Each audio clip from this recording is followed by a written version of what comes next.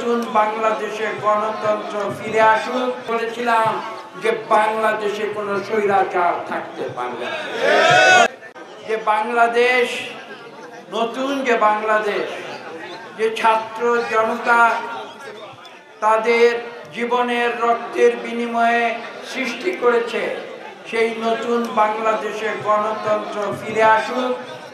এখানে একটি সুষ্ঠু নিরপেক্ষ নির্বাচনের মাধ্যমে বাংলাদেশের 18 কোটি মানুষের মধ্যে 12 কোটি ভোটার, তারা যাকে খুশি তাকে যেন ভোট দিতে পারে এবং মানুষের ইচ্ছা অনুযায়ী যারা সংখ্যাগরিষ্ঠ ভোট পাবে তারা যেন পরবর্তীতে এই দেশ পরিচালনার দায়িত্ব পায়, আমরা সেই কামনা করি।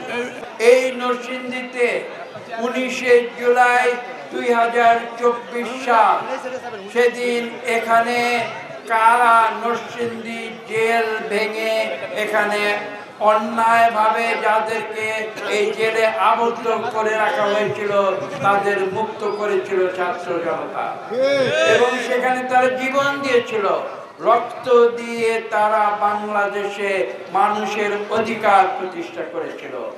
1787 সালের ফ্রান্সের যে ব্যাস্টিল কারাগার ভাঙার যে ইতিহাস পড়েছি, 19 জুলাই 2024 সাল বাংলাদেশের নরসিংদী শহরে সেই ইতিহাসের পুনরাবৃত্তি ঘটিয়েছে।